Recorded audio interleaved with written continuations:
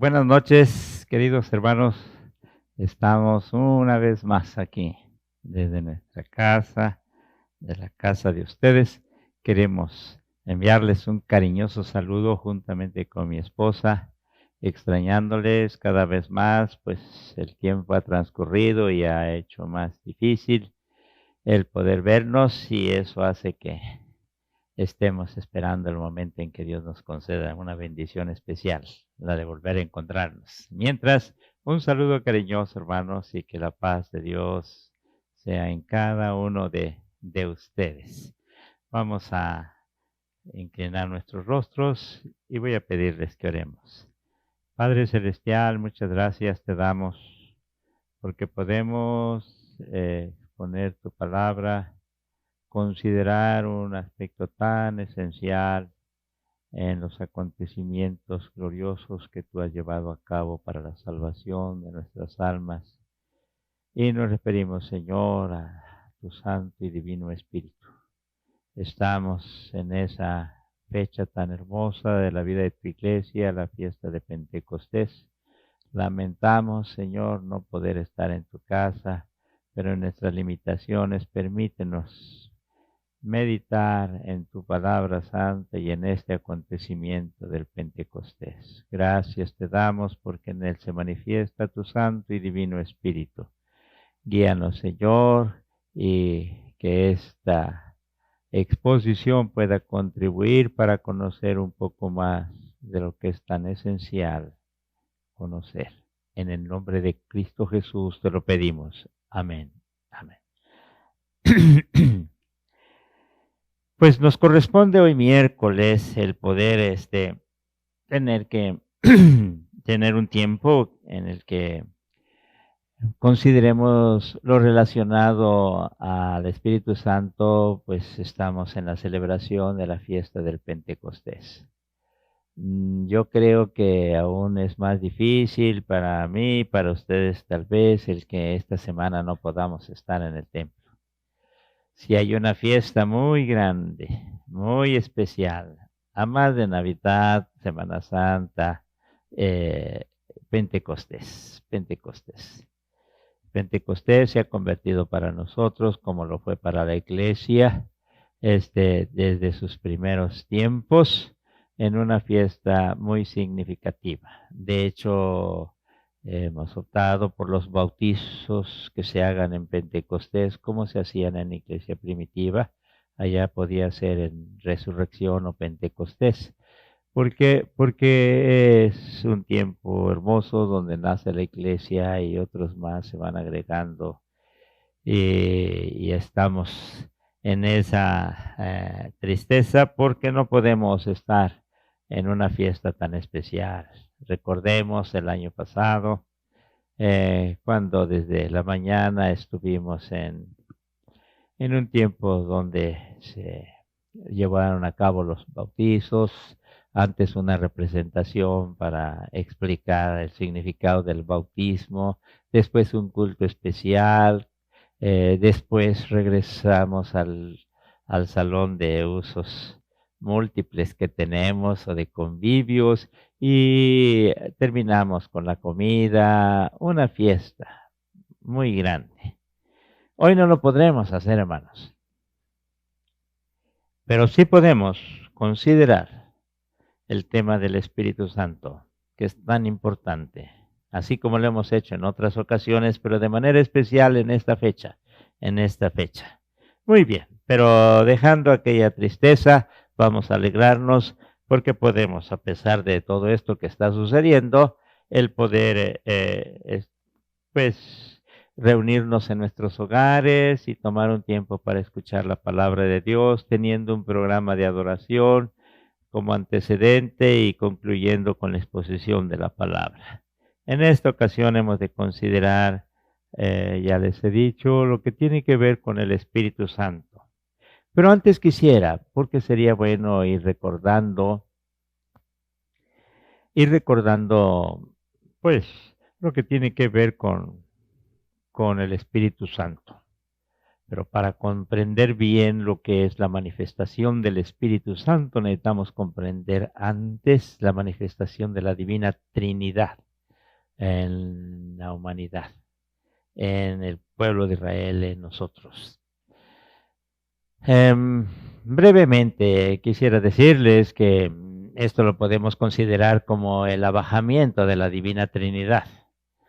Se da en un primer momento muy significativo, no fue el único, pero el más especial es allá en el monte Sinaí, donde diremos que Dios Padre desciende, se da ese abajamiento de la primera persona de la Divina Trinidad y ahí se manifiesta al pueblo de Israel y este pueblo se constituye su pueblo. Y ya ustedes conocen esto. Después ya también tenemos el abajamiento de la segunda persona de la Divina Trinidad y es cuando celebramos Navidad. Y es el tiempo en el que nace el Señor Jesús y con ello la segunda persona de la Divina Trinidad se manifiesta entre nosotros los seres humanos, claro, de una manera ya más pues impresionante porque toma nuestra naturaleza, es el Dios hombre que empieza a caminar entre nosotros. Y después tendremos la manifestación o el abajamiento de la tercera persona de la Divina Trinidad, y esta se realiza en Pentecostés. Por eso es una fiesta sumamente especial, Pentecostés. Cuando la tercera persona de la Divina Trinidad desciende hasta nosotros, es el acontecimiento que toma un significado muy especial como los otros, pero cada uno en su magnitud correspondiente. Aquí tenemos ya el descenso de la tercera persona de la Divina Trinidad, del Espíritu Santo, pero Él descendió y se ha quedado aquí entre nosotros. No se puede decir lo mismo de allá en el Sinaí. No se puede decir lo mismo cuando sucede la venida del Señor Jesús, porque Él vuelve para estar a la diestra del Padre. Pero sí se puede decir del Espíritu Santo. La tercera persona de la Divina Trinidad viene para quedarse, así. Y esa es la expresión tan significativa del Señor Jesús, que es necesario que Él vuelva para que descienda el otro Paracleto, ayudador, el que ha de manifestarse entre nosotros y quedar eh, nosotros, con nosotros. Y la iglesia experimenta y el cristiano también esa realidad maravillosa. Las tres manifestaciones, en las tres manifestaciones se dan de una manera tal que la misma creación es expresiva al tener la presencia de Dios Padre, Dios Hijo y Dios Espíritu Santo. Por eso en cada una de ellas hay manifestaciones cósmicas, allá en el Sinaí, allá en Belén de Judea, allá Jerusalén en Pentecostés, en cada una de ellas. Y es bueno considerar esto, que las lenguas de fuego y todas esas cosas que se dieron en Pentecostés es porque está descendiendo la tercera persona de la Divina Trinidad. Que esto después vaya a usarse para otras cosas, bueno, es ignorar que en cada abajamiento de una de las personas de la Divina Trinidad hay manifestaciones cósmicas impresionantes. Bueno, hasta ahí lo dejamos. Hoy pues no podremos celebrar ese acontecimiento como lo hacemos en iglesia, decía, pero sí podemos considerar lo relacionado al Espíritu Santo. El Espíritu Santo se nos concede a los seres humanos y tiene tanto que decirse este acontecimiento.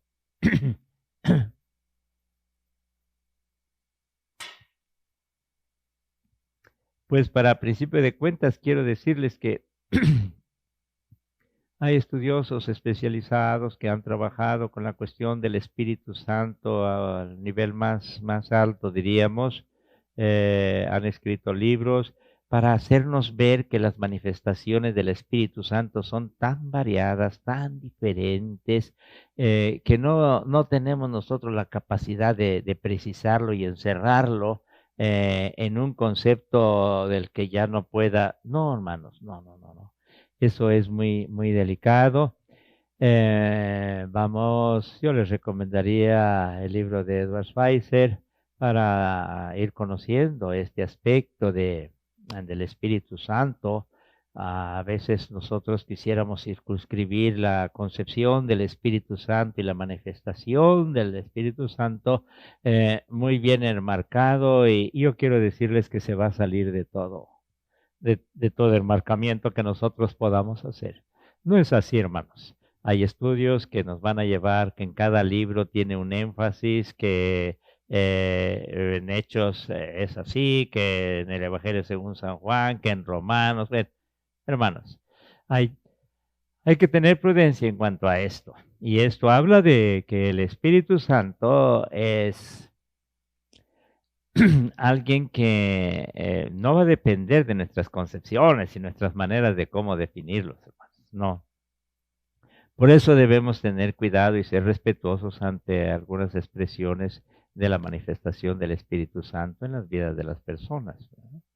Eh, y esto hace que la iglesia en determinado momento se halla en la necesidad, eso sí, de pues establecer cuestiones que puedan permitirnos, esto no es circunscribirlo en una sola concepción o en unas cuantas palabras, pero sí es tener un ordenamiento para esperar la manifestación del Espíritu Santo.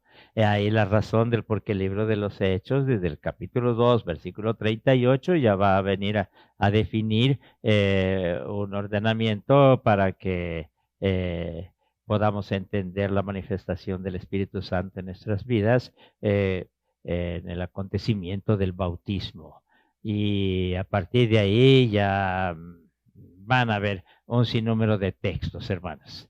Pero es bueno entender que la iglesia optó por cierto ordenamiento de estos acontecimientos o cómo podían darse, sin dejar de insistir que no podemos nosotros así circunscribirlo en una concepción reducida, sino debemos, como el viento, como el aire, como el viento va por acá y por allá, el Espíritu Santo ha de moverse de diferentes formas, maneras, lugares, sí, hermanos, así es. Pero eso no quita que nosotros no tengamos una comprensión tal donde procuremos que el Espíritu Santo se manifieste en nuestras vidas. Y ahí la razón del por qué partimos del libro de los Hechos, que son los hechos de la iglesia o los hechos del Espíritu Santo, y ahí vayamos comprendiendo. El bautismo es algo que va a permitirnos la presencia del Espíritu Santo en nuestras vidas, lo ha permitido y lo seguirá permitiendo. Pero bueno, les comento esto para que tengamos una apertura mayor, hermanos. Y esto tal vez sirva a la iglesia para darse cuenta que yo no estoy cerrado a una postura, pero que necesitamos eh, fundamentarnos en un ordenamiento, sí. Por eso se ha escrito el libro de catequesis bautismal y membresía, para que nuestra iglesia esté fundamentada bíblicamente en esta concepción. Bien, por ahora, con esto estoy diciéndoles que hay tantísimos pasajes para predicar del Espíritu Santo también. Pero ahora tomemos Romanos. Voy a pedirles que busquen en sus Biblias y nos encontremos en el libro de Romanos, por favor, en la carta del apóstol San Pablo.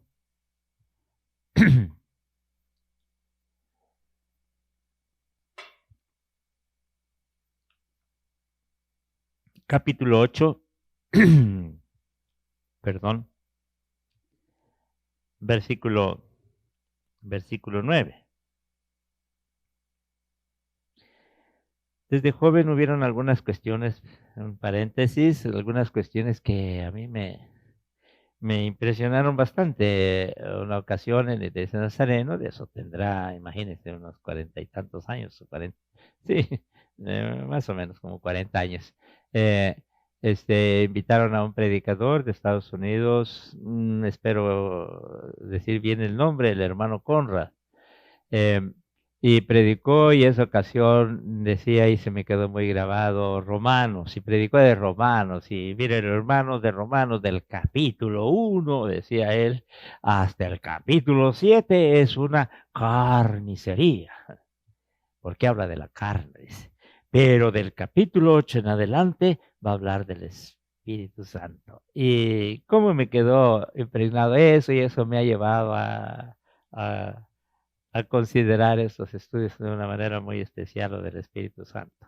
Y es cierto, del 8 al 12 tendremos muchas porciones que tengan que ver con el Espíritu Santo. Quizá tengamos que hacer un paréntesis en relación al 9, 10 y 11, pero los demás capítulos sí.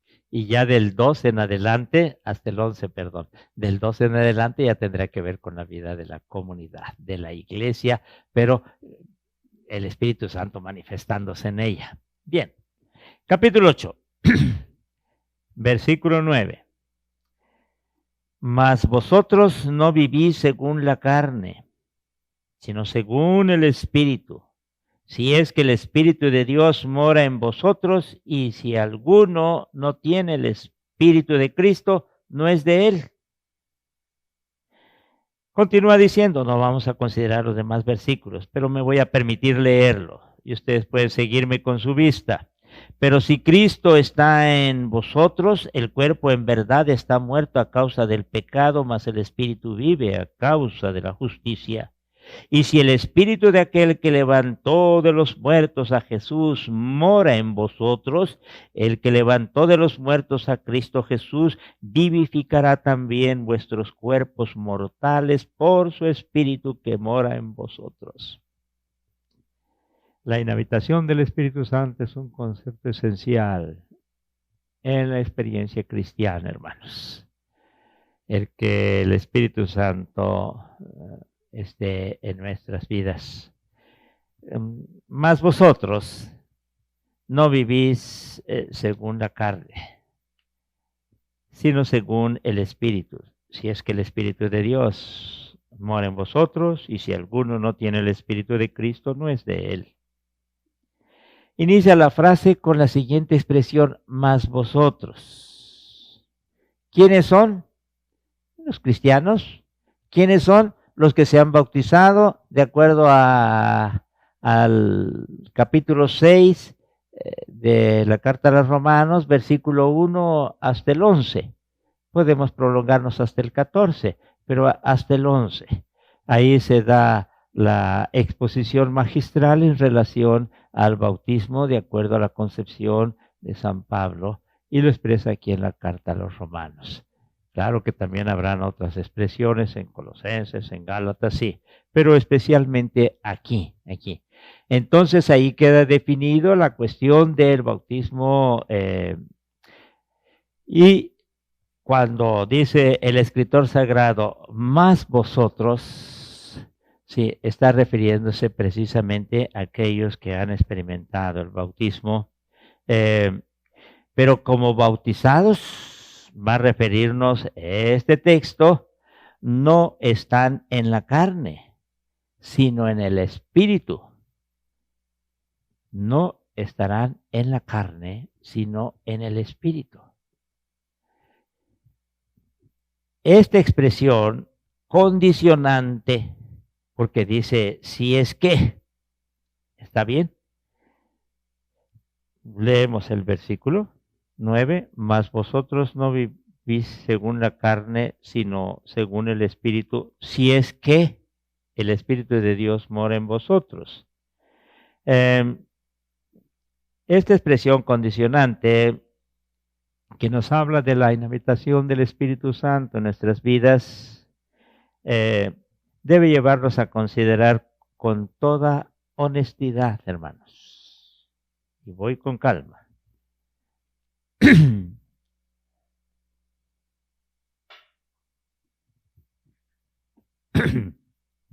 A considerar con toda honestidad, si no es que en la práctica cotidiana nos encontramos con conductas que no tienen que ver con el espíritu, sino con la carne. Bueno, pero pues ¿cuáles son esas conductas que tienen que ver con la carne? Las que tienen que ver con el espíritu, bueno, tendríamos que llevarnos más tiempo para esto, pero baste decirles que en Gálatas 5 va a referirnos algo de esto, de los versículos 19 al 21, dice, dice así: y manifiestas son las obras de la carne, que son adulterio, fornicación, inmundicia, lascivia, idolatría, hechicerías, enemistades, pleitos, celos, iras, contiendas, disensiones, herejías, envidias, homicidios, borracheras, orgías y cosas semejantes a estas, acerca de las cuales os amonesto, como ya os lo he dicho antes, que los que practican tales cosas no heredarán el reino de Dios. Sí, hermanos. Aquí se debe echar mano a esa honestidad nuestra, porque podemos caer en una contradicción. El que digamos que el Espíritu de Dios habite en nosotros y estemos haciendo cosas que nada tienen que ver con el Espíritu Santo.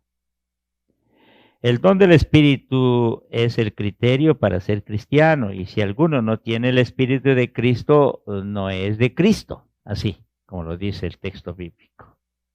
Sí, en efecto, el Espíritu es como tal el Espíritu de Cristo, por lo consiguiente, que no tiene ese Espíritu, en realidad no pertenece a Cristo, y por lo mismo la vida con sus diferentes manifestaciones, no dará evidencia de dicha pertenencia, hermanos. Porque todos los que son guiados por el Espíritu de Dios, estos son hijos de Dios. Ya va a decir en el versículo 14 de este capítulo 8, ¿sí? En general, en el cristiano primitivo, la comunicación del Espíritu es un elemento integral del bautismo. Porque por un solo Espíritu fuimos todos bautizados en un cuerpo, y a todos se nos dio de beber de un mismo Espíritu. 1 Corintios capítulo 12, versículo 13. Por el lavamiento de la regeneración y por la renovación con el Espíritu Santo. Estoy leyendo Tito 3:5. Estos y otros y muchos otros textos más confirman lo que Hechos nos dice en 2:38. Arrepentíos y bautícese cada uno en el nombre de Jesucristo para perdón de vuestros pecados, y recibiréis, como dice, porque creo lo sabemos de memoria, ¿verdad? Y recibiréis el don del Espíritu Santo. Sí, así lo expresa Hechos 2:38. Continuando, vamos, este es una explicación complementaria. Continuando con Romanos 8:9, diremos que dos aspectos fundamentales deben ser considerados en la vida cristiana. El primer aspecto es el don de la salvación, hecho realidad por el Espíritu Santo, y al mismo tiempo la obligación de corresponder a ese don con una práctica cristiana, con una ética cristiana, diremos. Todo esto a partir de la experiencia del bautismo, que determina el presente cristiano como práctica del bautismo, una conducta acorde al Espíritu Santo. Porque si se da el don del Espíritu Santo, es para capacitar al creyente que ha muerto en Cristo en el bautismo y surge a una novedad de vida, pueda vivir esa novedad de vida. Así es que el Espíritu Santo está en esa manifestación para nosotros, que nos conceda la dicha de poder vivir como a Dios le agrada. Considerando la expresión condicionante del apóstol, si es que el Espíritu de Dios mora o habita en vosotros, debemos precisar que la experiencia de la inhabitación del Espíritu corresponde a la experiencia pasada de la inhabitación del pecado. Sí. Antes el que habitaba en nosotros era el pecado. Ahora, después del bautismo, es el Espíritu Santo. ¿Está bien? Ahora esa habitación que debe inundar nuestro ser, nuestro corazón, desplaza por eso mismo la presencia del pecado. Esto hace que se pueda hablar de igual manera, oigan bien, esto hace que se pueda hablar de igual manera de una posesión demoníaca, ¿sí? Como también de una posesión del Espíritu Santo.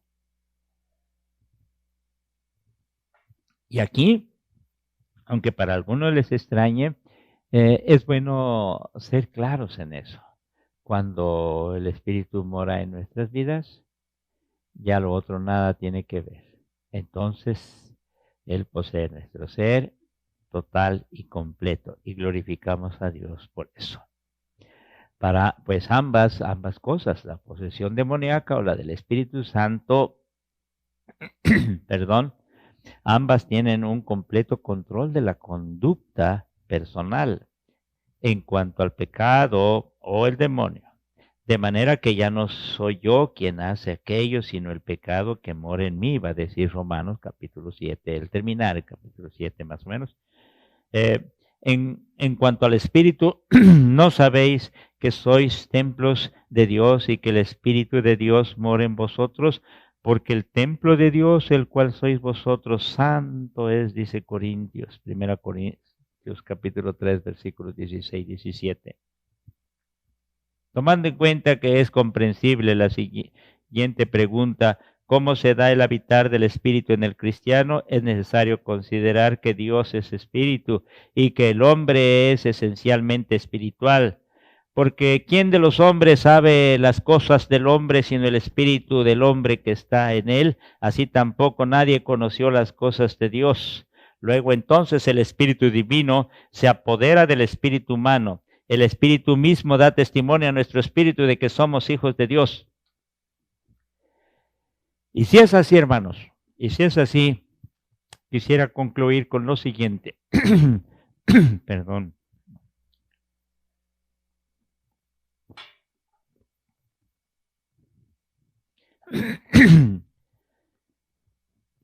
Se puede pensar que hay maneras de cómo hacer un lado la implicación que tiene el vivir en el Espíritu.